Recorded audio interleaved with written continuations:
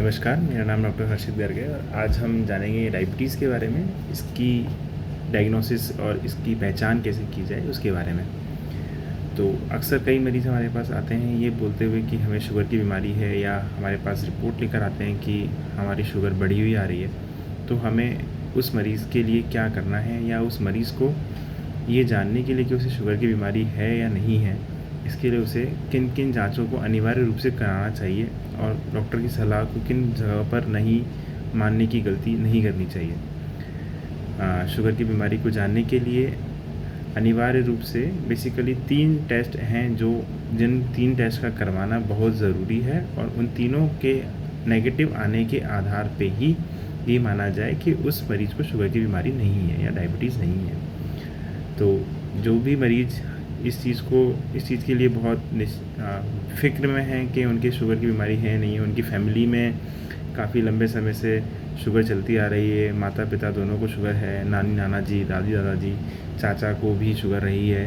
तो उन केसेस में उन मरीज़ों को ये क्यूरियोसिटी रहती है कि हमें शुगर की डिज़ीज़ है या नहीं है, या उसके लिए हम कौन से रूटीन टेस्ट रूटीन लेवल पे करवाएं, और उनसे हम ये जान पाएँ कि हमें शुगर की डिज़ीज़ या हमें डायबिटीज़ है या नहीं है, हम अर्ली उसे डिटेक्ट कर लें।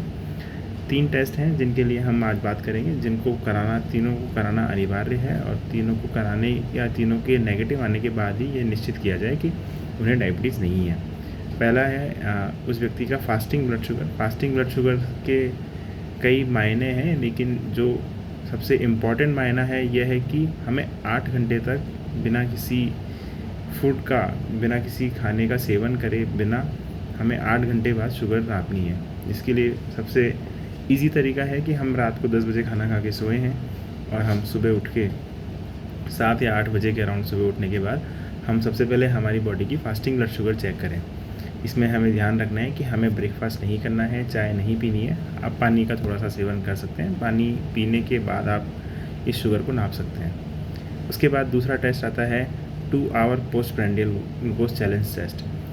इसमें अक्सर जो मिसकंसेप्शन मार्केट में या फिर आम जनता के बीच में फैला हुआ है वो ये है कि लोग खाना खाने के 2 घंटे बाद की शुगर चेक कराते हैं। खाना खाने के 2 घंटे बाद की शुगर जो है वो अगर आपको डायबिटीज़ है तो उसकी मॉनिटरिंग के लिए काफ़ी अच्छा टूल है। बट अगर आपको डायबिटीज़ नहीं है, आप ये जानना चाहते हैं कि आपको डायबिटीज़ है या नहीं है, आप डायग्नोसिस बनाना चाहते हैं, आप पहली बार ये पता करना चाहते हैं कि आपको डायबिटीज़ है, उसके लिए हमें खाना खाने के 2 घंटे बाद की शुगर पे फोकस ना करके हमें एक आइडियोलॉजिकल टेस्ट करना चाहिए। इसको बोलते हैं 2 आवर ग्लूकोज चैलेंज टेस्ट। इसमें आपको मार्केट में ग्लूकोन डी बहुत इजीली अवेल हो जाएगा। 100 ग्राम का ग्लूकोन डी का जो मार्केट में डब्बा आता है, 100 ग्राम फिक्स 100 ग्राम का ही लेना है। उसको आप 100 से 200 ml पानी में घोलिए। जब आपने आपका फास्टिंग ब्लड शुगर चेक किया है, उस फास्टिंग ब्लड शुगर को चेक करने के बाद आप ये 200 ml पानी, जिसके अंदर आपने 100 ग्राम ग्लूकोन डी का पाउडर घोला है, उसको घोल के और उसको पीजिए। और इसको पीने के एग्जैक्ट 2 घंटे बाद, सपोज़ कि आपने 8 बजे ये सारा प्रक्रिया करने के बाद आपने 8 बजे वो पानी पिया, तो 9 और 9 से 10 बजे आपको अपना शुगर लेवल चेक करना है। अब इसमें शुगर लेवल जो चेक किया है उसमें भी हमें इस बात का काफ़ी ध्यान रखना है कि अगर हम पहली बार डायग्नोसिस बनाना चाह रहे हैं हमारे बीमारी का कि हमें डायबिटीज़ है या नहीं है, तो हम जो घर पे ग्लूकोमीटर होता है उसकी शुगर वैल्यू पे रिलायबल ना रहें। हम वीनस सैंपल निकलवाएं। वीनस सैंपल मतलब इजी भाषा में बोलें, सुई वाली जांच करवाएं, जिसमें सिरिंज से सैंपल लेके और लैब में रन किया जाता है। जो आप घर पे ग्लूकोमीटर यूज़ करते हैं वो एक बार आपको अगर डायबिटीज़ है तो मॉनिटरिंग करने के लिए वो बहुत ईजी टूल है, लेकिन अगर आप डायग्नोसिस बनाना चाहते हैं तो आप अपने वीनस सैंपल का ही यूज़ करें। तो आपने वो 200 ml पानी पिया, उसको पीने के बाद आप 2 घंटे बाद अपना शुगर लेवल चेक कराइए। और तीसरा जो बहुत ही कॉमन और काफ़ी प्रचलित टेस्ट है वो है HbA1c टेस्ट। आपको अपना HbA1c टेस्ट भी करवाना है।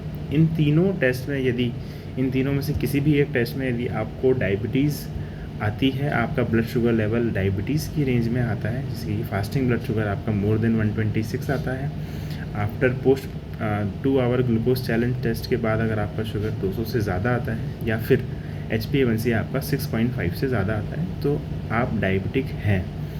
अब आपको ये डायबिटीज़ का ट्रीटमेंट इसके बाद ही लेना है। अगर आपने कोई एक भी टेस्ट कराया है, सपोज़ जैसे कि सबसे जो मोस्ट कॉमन टेस्ट आजकल लोग कराते हैं, मल्टीपल पैकेजेस में भी इंक्लूडेड होता है, वो है रैंडम ब्लड शुगर।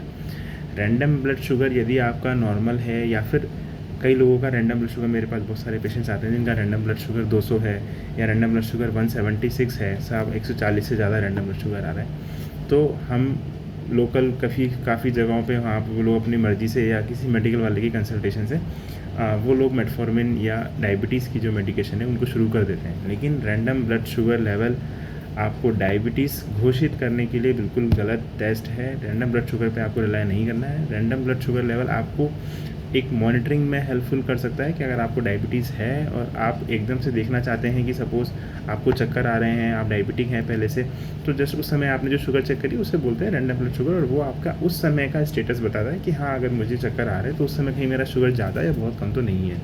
डायबिटीज़ को डायग्नोज करने के लिए, डायबिटीज़ को पहली बार जानने के लिए रैंडम ब्लड शुगर लेवल का कोई उपयोग नहीं है।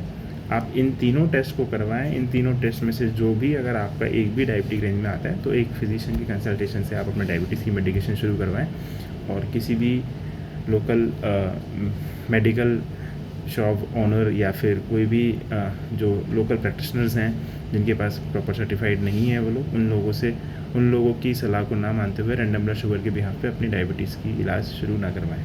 धन्यवाद।